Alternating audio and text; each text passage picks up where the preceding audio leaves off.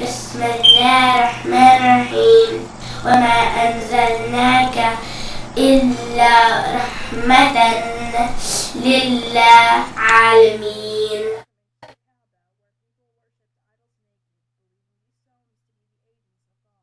What's the first word that you think of when you hear the Prophet's name? Trustworthy. Honest. Compassionate. Wise.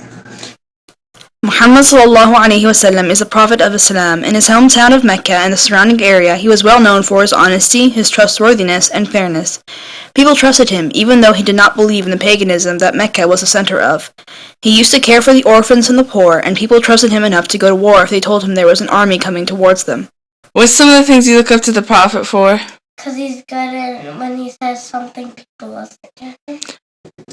In his interactions with other people, Muslim and non-Muslim, and his character. He had a noble character. The way he was so generous and he gave to charity.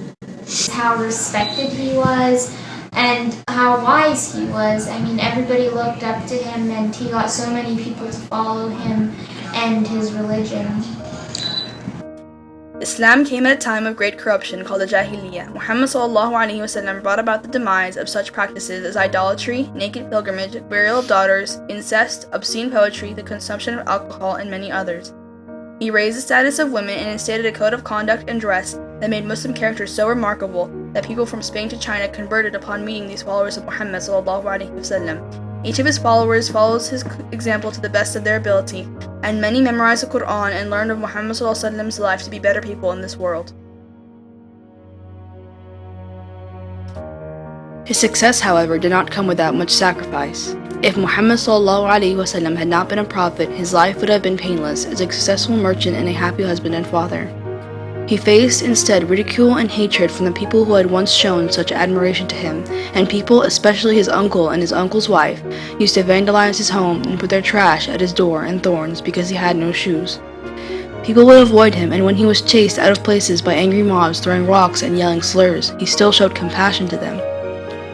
Murder plots were made against him, one so serious even that he had to flee his home in Mecca and go north to Medina. He also had to fight against the pagans in battles and endured exile with his followers for 3 months with scarce food and water.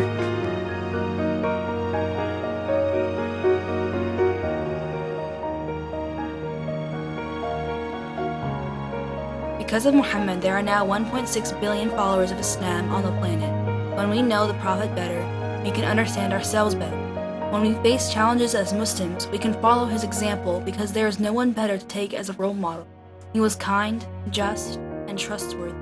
In the face of adversity, he was faithful in Allah subhanahu wa ta'ala and calm, just like how he wanted us to be. He was like our father. He adopted us all and struggled for us all.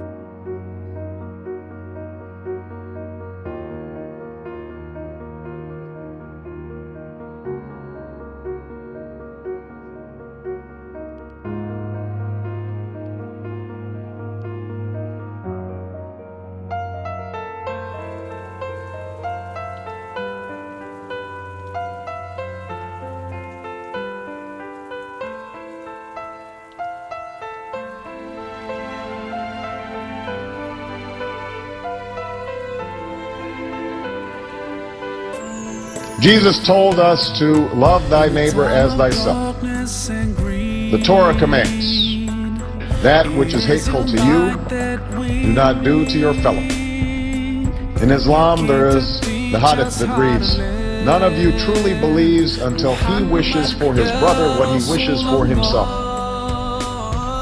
The same is true for Buddhists and Hindus, for followers of Confucius, and for humanists.